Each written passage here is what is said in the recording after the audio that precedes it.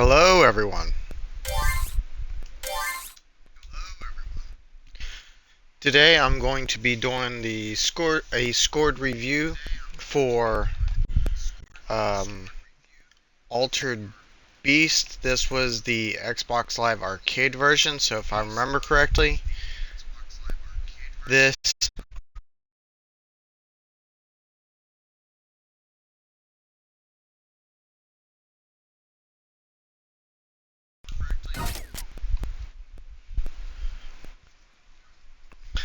this was the actual arcade cabinet version of the game. If you want to play the Sega Genesis, Mega Drive, whatever version that's called, I believe that is on the Sega Genesis Classics I did. Now, this game was developed by, I believe it's Backbone Studios, and it was published by Sega, which originally do believe it was published and developed by Sega, so not big of a departure from it. Now, this game is really old, so it's not very long, nor is it as entertaining as some of the games that are out by today's standards. So, my review on this might or might not be great. I mean, granted, I did enjoy the game, so I rate a game in 5 different categories, which is story, graphics, music and sound effects, gameplay and mechanics, and achievements. Now, this game does have a story, but I think the only part that you get reading wise is right at the beginning when you start the game and right at the end after you beat the story. And everything else is like a mid-stage cutscene through a crystal ball, so I'm guessing you're seeing it from, I think it's Zeus's point of view, looking at the crystal ball to see what's happening to the person you're supposed to save. Um, it's your basic good versus evil story. This is a beat 'em up, so well, loosely it's a beat 'em up. It's a very simplistic one. Now for the graphics, back when this came out, originally on the arcade, yeah, this looked great. But by today's standards, as you can see in the background that's playing, um, the graphics are very pixelated and kind of, but it's still kind of blurry because it was created, as you see in the corner of the screen there, in 1988. So this is a very old game, and the graphics definitely do not hold up amazingly by today's standards, but still, all in all, the graphics are discernible, and you can make out like pretty much what you're dealing with, like the headless warrior guys that you just saw. But for some reason, when I first played the game recently, I was thinking those guys had swords for some reason. I can't remember what game where those enemies had swords. Now for the music and sound effects. Granted, the music is pretty good. The sound effects are very, I guess the best way to put it would be generic sounding for what they do. I mean, I'm not saying they're horrible, but they could have done a little bit better with it. But back then, it was still kind of newish, so, or the gaming was still kind of newish, so I mean, I have to give them a little bit of leeway with that because the consoles couldn't handle sound effects as well as today's consoles. Now for the gameplay and controls, um, I'm gonna go with the gameplay first. This game is an arcade game first and foremost, so it's set to a difficulty that's meant to be way more challenging than it really should be. Now, The gameplay is actually pretty simple. You got punch, kick, and then depending on like what direction you're standing, you can either do like a standard forward punch. If you do a crouching punch, you get a further punch. Well, you get the same distance if you're standing and kicking, but if you crouch and kick, you kick up, so it allows you to hit targets above you. You can hold up and jump to jump super high, or just normal jump button to do a standard short jump.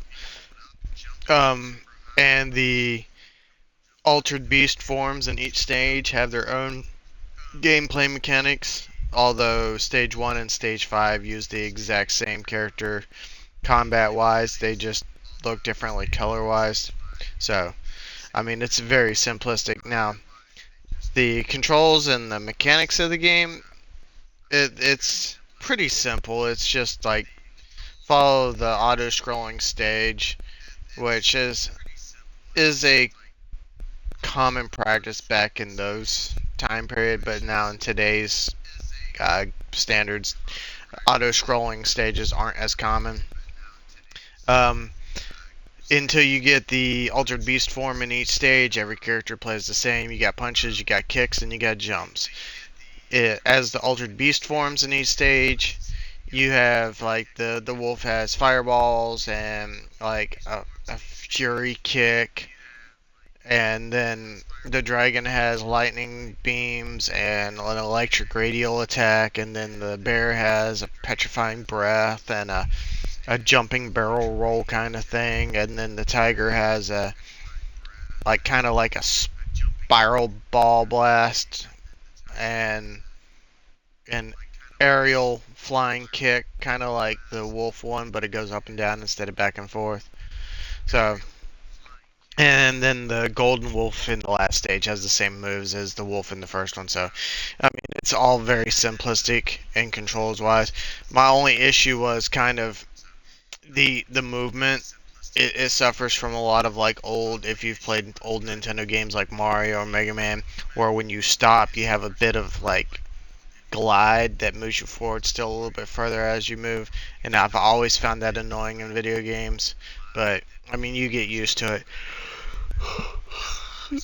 Now, this game does have, I think it's 12 achievements. None of them are insanely hard, but I mean, some of them can be annoying.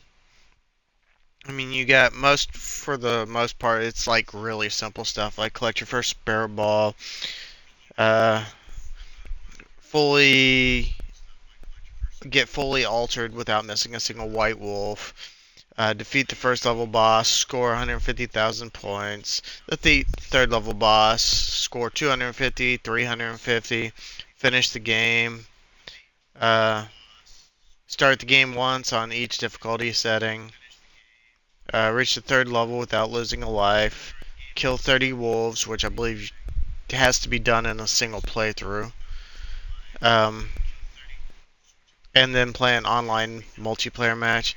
I think the 30 wolves is the only problematic one. The online one, I mean, you won't find people very often that are going to randomly playing multiplayer nowadays. But back when this launched on the 360, you could pretty easily find people when it first launched, because a lot of these games still brought forth nostalgia. Now, for I normally rate a game 5 out of 10 instead of industry standard of 7 or 8 for average.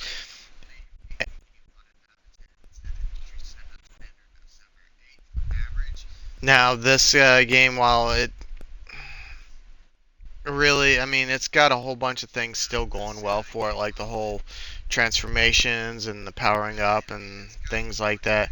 But I played on normal, and if you watch my playthrough, I made it look easy aside from the final boss, and that was because I was too lazy to redo the stage without getting a hit. But I did beat the entire game without dying. I just had to restart the stages a bunch of times as I finished them to get you adjusted to them. So I mean, if you follow them, I show you like all the best ways to get the orbs and stuff like that. So if you're not following a walkthrough, this game's going to be incredibly tough. But at the same time, you have unlimited continue. So I mean, it's not going to be that big of an issue. Um, the graphics were okay. There's not really much of a story. The music and sound effects. I mean, the music's great, but the sound effects are nothing to phone home about. The gameplay and controls, are your very basic. And this game doesn't really do a whole lot that others don't, and the achievements are fairly easy, while there is a couple that are annoying.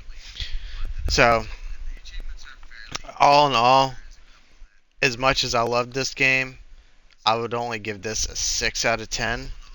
So, 6 out of 10 really isn't bad. I mean, it's still like a slightly above average game.